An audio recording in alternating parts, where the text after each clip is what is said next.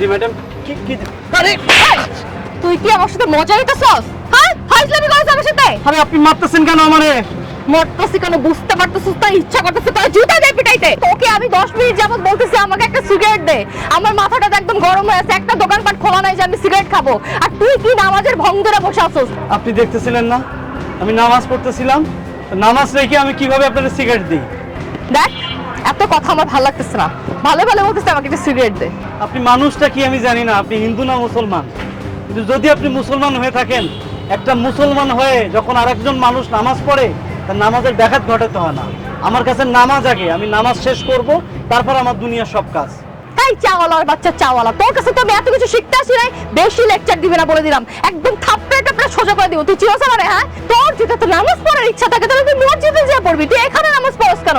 ইমানদার ব্যক্তি হইছস না, খুব ভং ধরছস, মাথায় টুপি পরছস। এত যদি ইমানদার হস, ইমানদারের যে ভং ধরছস, এত ইমানদার মানুষ হলে বউরে ছাড়া কাউরে দেখবি না। রাস্তাঘাটে ব্যবসা করতে আসছস কেন? হ্যাঁ অন্য মেয়ে মানুষ দেখছস কেন? আপনি এসব কি পরে আসছেন? একটা খারাপ পোশাক পরে সবার সামনে আপনি একটা সিগারেট কিনে এখানে খাইবেন, তো লজ্জা করে না? আপনি মায়া মানুষ না? হ্যাঁ আপনার মতো মানুষের কাছে আমি সিগারেট বিক্রি করবো না, আপনি জানেন। এই কত বড় সাহস, তুই আমাকে বলতেছিস তুই আমার কাছে সিগারেট বিক্রি করবি না? আমার ড্রেস আপনি কথা বলতেছিস? যাই ফকিনি, তুই বুঝছিস এগুলো? এই ড্রেস সম্বন্ধে তোর কোনো আইডিয়া আছে? তোদের মতো ফকিনি ভিখারিরা কি বলবে? হ্যাঁ কি বুঝবে? তোদের শুধু বডি শেভিং করতে পারোস ফকিনি কোথাকার। দেখ মাথাটা তো গরম করিস না। সিগারেট দিতে বলছিস, সিগারেট দে। আমি কি কইছি আপনি বোঝেন নাই? হ্যাঁ আপনি যদি আমার লাখ টাকাও দেন না, আমি আপনার একটা সিগারেট দিব না। জান যান আমার দোকানের সামনে থেকে যান। খারাপ দিচ্ছেন কেন? যান এখানতে। কত বড় সাহস, তুই আমাকে আঙুল দেখে কথা বলতেছিস? অ্যাটিটিউড দেখাতেছিস না ভিখারির বাচ্চা? ঠিক আছে ভাই আপনার আসলে অনেক ভালো হয়েছে। আপনারা জানেন না আমি কি বিপদের মধ্যে পড়ছি? এই যে এই চাওয়ালার বাচ্চা চাওয়ালা আমাকে ডিস্টার্ব করতেছিল। আমি 10 মিনিট যাবত এর দোকানের সামনে দাঁড়িয়ে আছি, আমি বলতেছি আমার কাছে এগুলো একটু বিক্রি করেন, নিজের পার্সোনাল কিছু ব্যাপার। কিন্তু এই লোকটা কি করতেছে? আমাকে ডিস্টার্ব করতেছে, আমাকে ইফটিজিং করতেছে। আপনারা একটু বিচার করেন। দোকানের সামনে খাড়া করাইয়া তুই ইপ্রিজেন্ট করার চিন্তা ভাবনা করছো? তোর এত বড় সাহস কে দিয়েছে? এই বেটা সুন্দরী মেয়ে দেখে আমার অপেক্ষা করাইতেছে না। আপনারা দাঁড়ায় আছেন কেন? মারেন ওরে। আরে খালান আমার কথা শুনেন। আমার কথাটা শুনা যদি আপনারা মনে করেন যে দোষ আমার, অন্যায় আমার, আপনারা যে শাস্তি দিবেন সেটা আমি মাইনা নেব।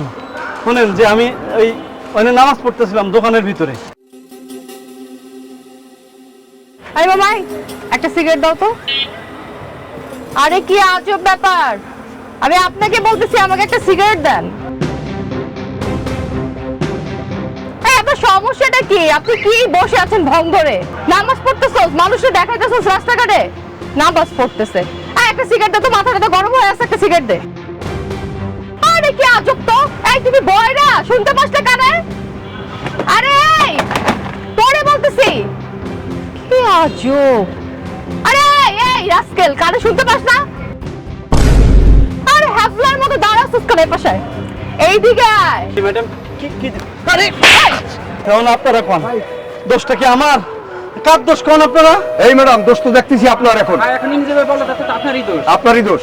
আপনি কত বড় খারাপ, একজনের নামাজ পড়তেছে তার নামাজ পড়তে দিবেন না, আরেকজনের নামাজ নিয়ে আপনি ব্যাঘাত ঘটাইতেছেন। আপনারা বিশ্বাস করেন এই যা বলতেছে সম্পূর্ণ মিথ্যা কথা বলতেছে।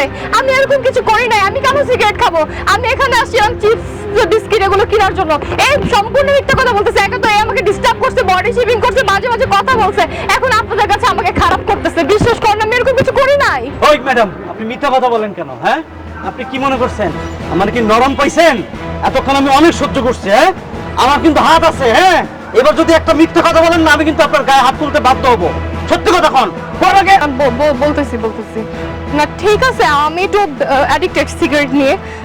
কোনো দোকানপাট খোলা পাচ্ছিলাম না, এই জন্য আমার সিগারেটের প্রচুর পিনি ঘুরছিল। আমি এখানে আসছি ওনার কাছে সিগারেট চাইতে, এসে দেখতেছি যে উনি নামাজ পড়তেছে। তখন আমার মাথাটা গরম হয়ে গেছে, আসলে নিজেকে কন্ট্রোল করতে পারি নাই। এখন তো পুলিশে দেওয়া উচিত, ম্যাডামকে পুলিশে দেওয়া উচিত।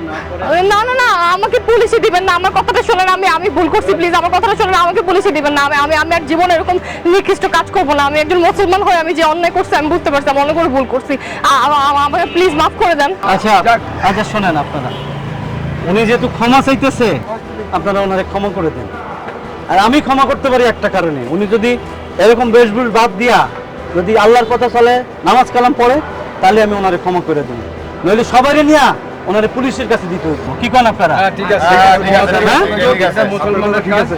আপনারা ঠিকই বলছেন, আমি আর কখনো কোনো মানুষের সাথে বাজে আচরণ করবো না, আর আমি নিজে 5 ওয়াক্ত নামাজ পড়বো, এই ধরনের পোশাক আমি আর করবো না। আসি। আল্লাহ যেন তার হেদায়েত দান করে।